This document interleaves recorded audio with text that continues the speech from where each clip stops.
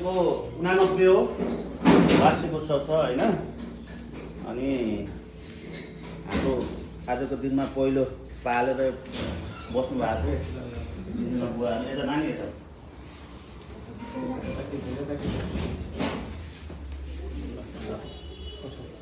टिका लाउँछ टिका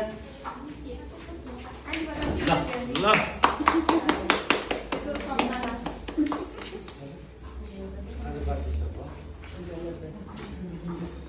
सबलाई नमस्कार। ल मिठाई ल्याउनु त मिठाई सबैले नमस्कार। सुरुवात तपाईँहरूबाटै हुन्छ। ल लिउँ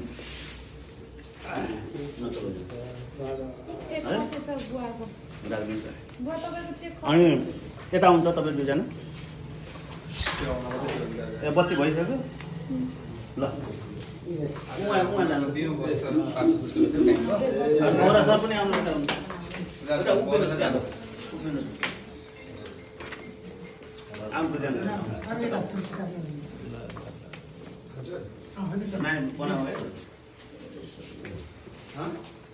ल तपाईँलाई धन्यवाद।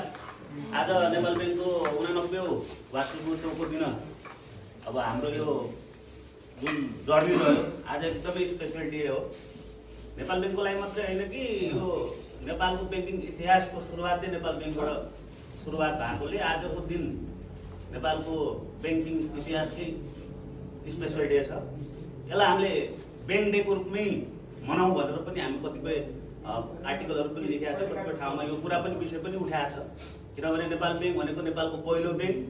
आज 89औं वार्षिक उत्सव हामी मनाएर आउँदा यो हामीलाई पनि जति गौरवान्वित छौँ तपाईँहरूले गरेर पनि यो आज हामी 89औं वार्षिक उत्सव मनाउन गइरहँदा एकदमै हर्षित खुसी र यस्तै गरेर 100, 200, 300 वार्षिक उत्सव मनाउन नेपाली जनताले पाउन्। हामी होला नहोला तर संस्था हुनु पर्यो, ग्राहक हुनु पर्यो र यो माया हुनु पर्यो।